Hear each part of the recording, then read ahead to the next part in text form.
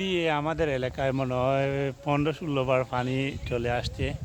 এই যে রাস্তাঘাট কোনো দিকেই উপরে না, সব পানির নিচে। আমরা চলাফেরাটা মুসিবত হয়ে গেছে এখন।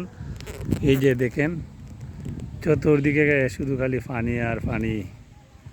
এখন এই যে কিতা হব সব রাস্তাঘাটের, রাস্তার অবস্থা খারাপ। কতদিন ধরে পানি? 15 দিন দিয়া পানির উপরে পানি, পানির উপরে পানি।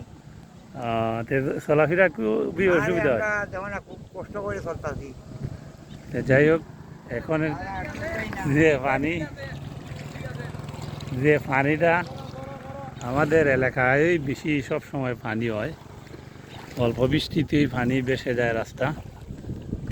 এই এখনের যে পরিস্থিতি সারা বাংলাদেশে এইভাবে পানি, কিচ্ছু করার নাই। যদি আল্লাহর দেওয়া পানি না হইতো তাইলে চিন্তা করে দেখেন মানুষে কি করতো।